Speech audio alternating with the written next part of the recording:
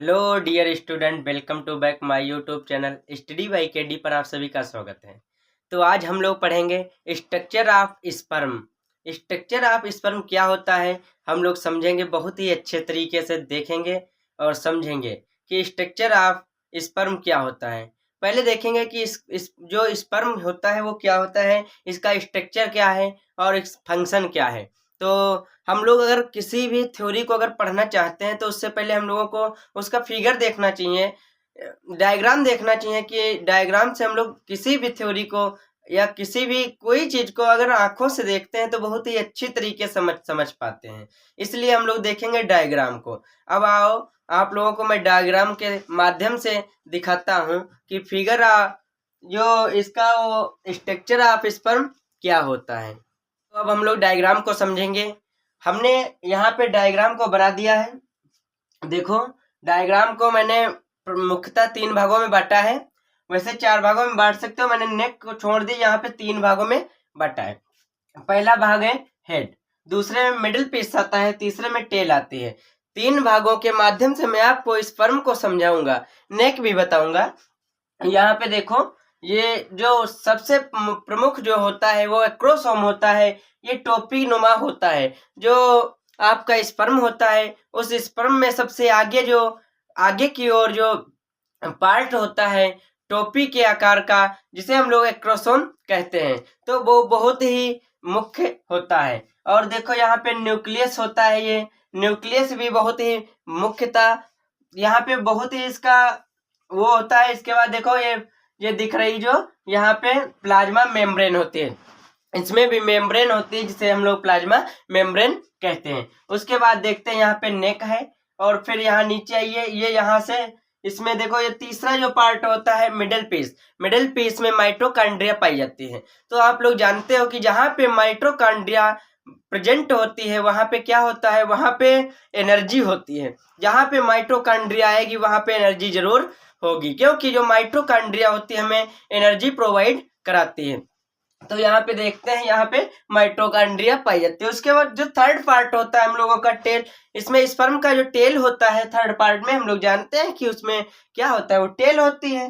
तो यहाँ पे 3 भागों में स्पर्म को बांटा गया है। अब हम लोग समझेंगे इसका स्ट्रक्चर, तो देख ही लिया है मोटा मोटा, और उसके बाद में अब देखेंगे यहाँ पे जो थ्योरी है, थ्योरी क्या है, थ्योरी को समझेंगे, बहुत अच्छी तरीके से पढ़ेंगे। यार देखो, पहला हेड है। मैंने आपको बताया कि हेड जो पहला होता है उसमें सबसे आगे का भाग होता है जो, उसे हम लोग एक्रोसोम कहते हैं। एक्ट्रोसोम जो कहते हैं, उसके बाद में यहाँ पे देखेंगे, उसे समझेंगे बहुत ही अच्छी तरीके से। बने रहिए मेरे चैनल पे, कंटिन्यू।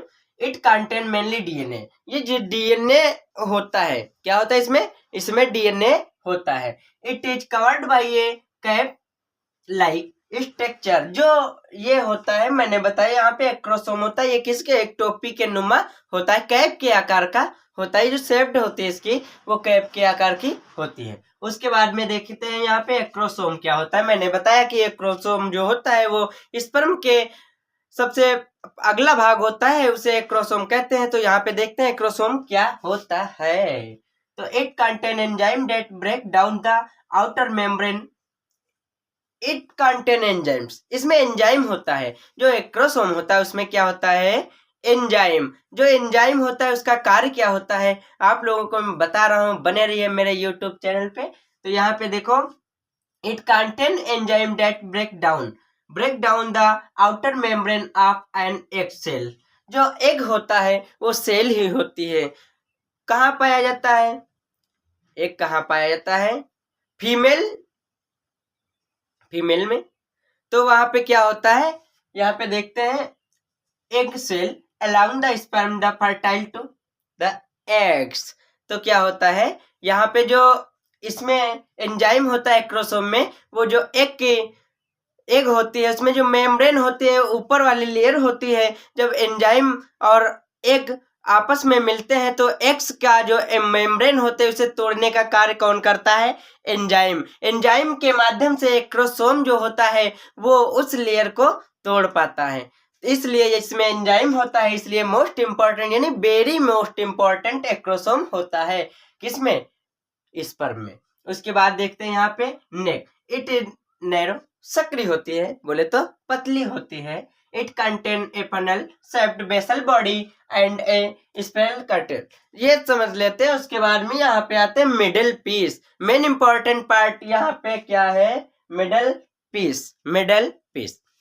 मिडिल पीस में क्या होता है, it consist of the mitochondria. यहाँ पे क्या पाया जाता है, माइटोकॉन्ड्रिया। यहाँ पे माइटोकॉन्ड्रिया पाया जाता है। और हम लोग जानते हैं जहाँ माइटोकॉन्ड्रिया होता है वहां पे क्या होता है, एनर्जी होती है। क्या होती है, एनर्जी होती है। तो यहाँ पे देखो, it consist of mitochondria which provide energy to the sperm to move ahead into the fallopian tube.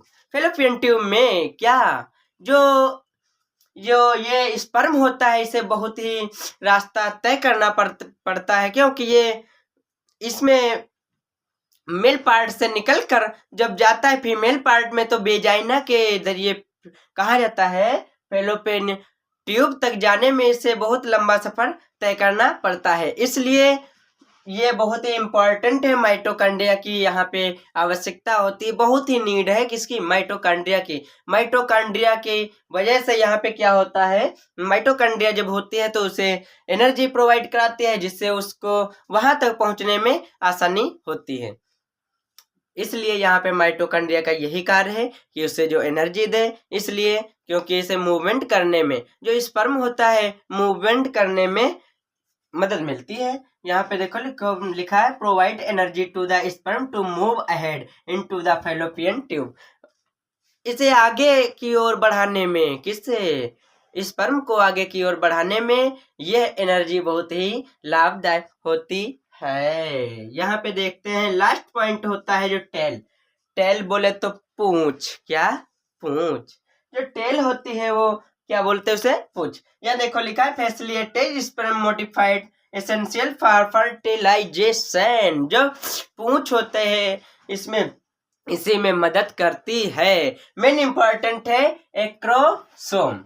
Acrosome important है। फिर mitochondria very very very important है यहाँ पे जो एक्रोसोम होता है, क्योंकि एक्रोसोम का कार्य होता है उसे फर्टाइल करना।